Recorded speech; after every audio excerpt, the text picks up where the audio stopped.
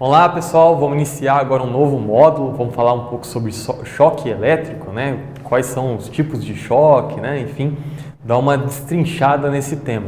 A gente primeiro viu uma introdução, depois a gente partiu para como funciona o sistema elétrico no Brasil, geração, transmissão, depois a gente foi para a NBR, né, a BNT, as NRs, depois a gente entrou na NR10 e agora a gente vai para o conteúdo aí de campo, né? A gente vai sair da documentação, a gente vai um pouco mais para o campo, entender um pouco melhor esse fenômeno, né? O choque elétrico e também depois as medidas de controle e técnicas de análise para esse risco, certo?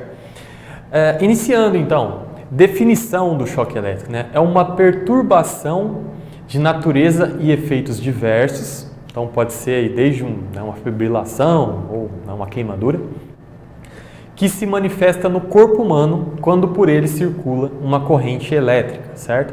Então, tem uma figurinha aí do menininho, tomou um choque, né, trabalhando, estava sem a luva, né, tirou a luva para trabalhar, e acabou tomando um choque e circulou, saiu da mão dele e foi para o pé. Circulou a corrente elétrica e aí vai ter uma perturbação, pode ter um efeito cardíaco, né, pode ter um efeito respiratório, alguma coisa, uma queimadura que ele vai sofrer.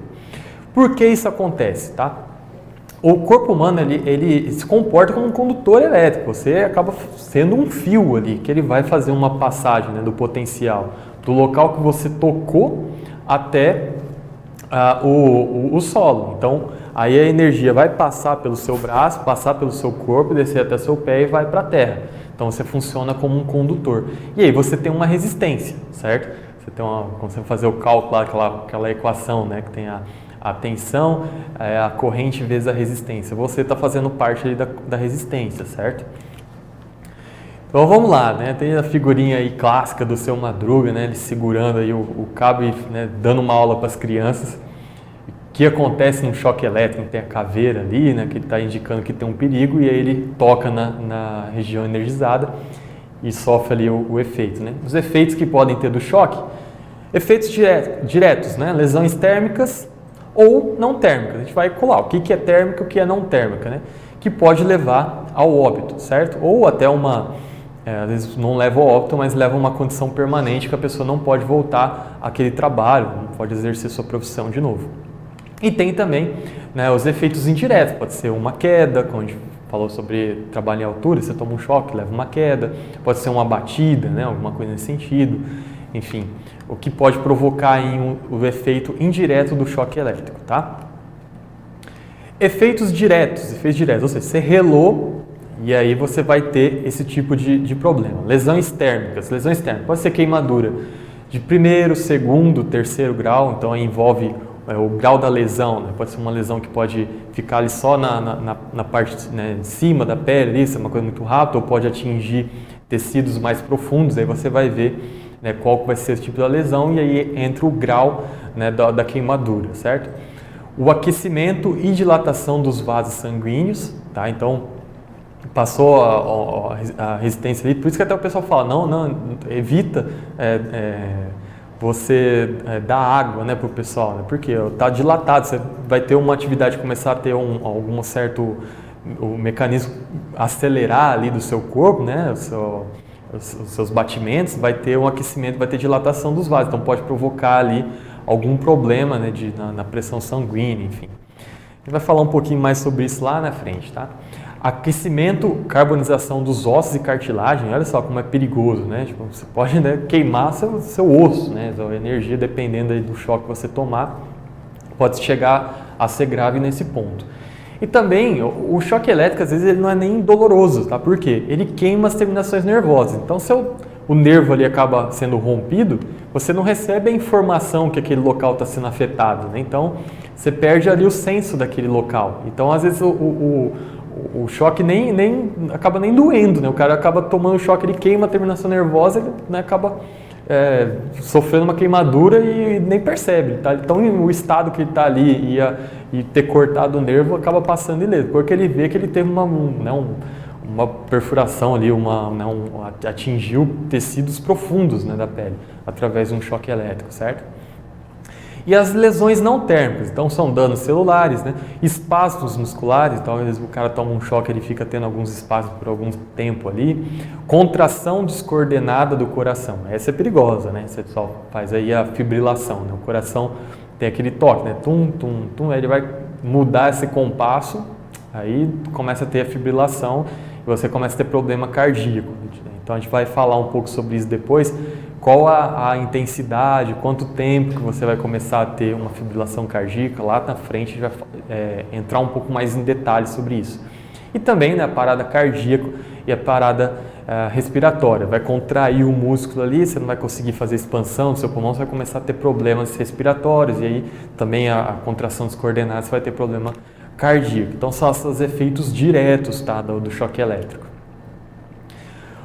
E falando sobre choque elétrico, vamos falar sobre os tipos de choque. Então tem o choque estático, o choque dinâmico e as descargas atmosféricas. O choque dinâmico, né, é o mais comum, né? Você está em um corpo energizado, você toca naquele corpo que tem algum mecanismo contínuo, você acaba levando um choque dinâmico. Mas também pode ser estático. Por exemplo, aí, às vezes a gente pega uma roupa, né, que está uma roupa de frio, fica muito tempo ali guardada, ele vai juntando às vezes alguma carga ali, né, e quando você rela, você toma um choquezinho. Às vezes até uma televisão, algum mecanismo ali que fica muito tempo parado, um carro até em movimento com atrito, pode ter uma energia estática e quando você rela, aquela energia é descarregada para a Terra e passa sobre você. Tem as descargas atmosféricas, que a gente viu lá no começo, né, que provocaram 50 mortes em 2019, né, então são diretamente ligado a um raio que atinge alguém ou um local próximo que ele está ali sujeito a ter uma tensão de passo. E o choque dinâmico é o mais comum, é o que a gente acaba mais vendo aí no nosso ambiente de trabalho, certo? E depois também, na próxima aula, a gente vai falar sobre os fatores que determinam a gravidade. Então você vai falar lá da intensidade da corrente elétrica, por onde, né, a eletricidade vai passar no seu corpo, o tempo que você vai ficar exposto, qual o tipo de proteção que você está usando, né, de EPIs, talvez pode minimizar aquele impacto. Vai ter também a questão de umidade, se você tiver com a pele molhada vai ter um efeito pior, né? Você vai acabar sofrendo mais com aquele choque, né? Então vão ter os fatores que vão determinar a gravidade da lesão. Então vai lá. Então eu quero explicar aqui, choque estático, né? A gente viu um sistema que está carregado, você rela e descarrega. Choque dinâmico é o mais comum, você relar numa superfície condutora, ou choque por descarga atmosférica, que seria dos raios, né? E dentre os choques dinâmicos a gente tem 3. Vamos lá, pessoal. Eles são classificados como contato unipolar. Contato unipolar, relei em um fio, certo? Estou lá na Terra, então eu relei em um fio, a energia passa pelo meu corpo, ou né, o fio relou em mim, eu estou passando ali, às vezes tem um vento, rela em mim, né, bate o fio, ele faz o contato comigo e eu estou em contato com a Terra, tem um choque unipolar, certo? Um polo só, ou seja, uma fase, né, um ponto que você relou, você tocou. O contato bipolar, você vai tocar em 2 fases energizadas, ou uma fase e um neutro, vamos supor. Então, o pessoal costuma muito trabalhar, às vezes, né, em instalação elétrica, e sobe numa escada, ele fica isolado, ele rela com um condutor e fica lá trabalhando. Isso não pode, tá, pessoal? É proibido isso, não pode, tem que ser desenergizado. Mas enfim, tá lá fazendo esse trabalho, ele rela em outro condutor sem querer. Fechou aí um choque bipolar, ele está em 2 polos, passa a energia por ele. Então pode ser numa mão, pode ser em outro, né? Você acaba passando ali energia entre você. Então o contato bipolar, 2 polos é que você tem contato ali para ter o choque dinâmico. E ter o contato pelo dielétrico rompido.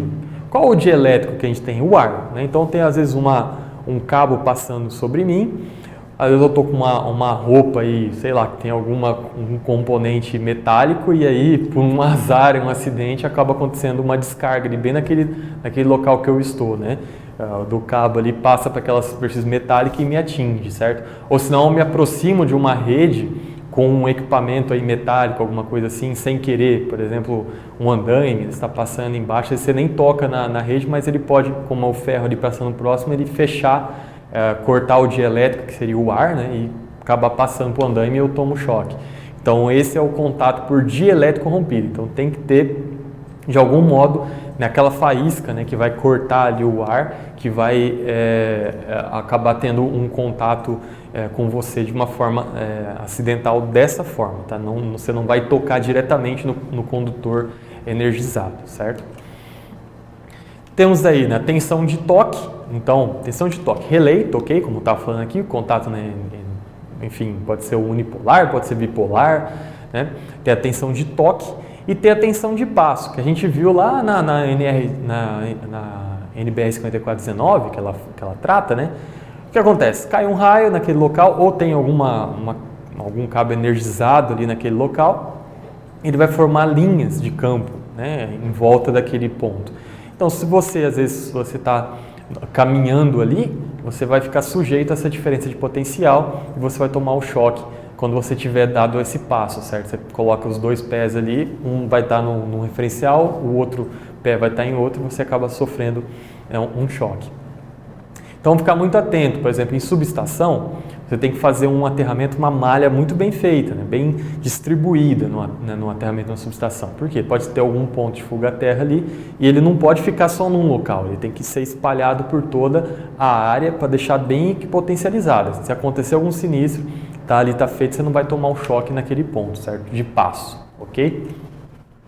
Então é isso, pessoal, a gente finalizou essa parte de choque elétrico, agora a gente vai falar um pouco depois sobre a questão de intensidade, né, do choque elétrico, sobre a curva ali que você tem de tempo em relação à intensidade para ter os problemas, né, de parada cardíaca, de ter queimadura. Então o próximo tópico a gente vai falar sobre isso. Por enquanto a gente falou sobre os tipos de choque, né, a classificação deles e vamos passar no próximo tema, na próxima aula, para essa nessa área mais específica sobre a corrente elétrica atravessando o nosso corpo, tá certo? Obrigado e até a próxima.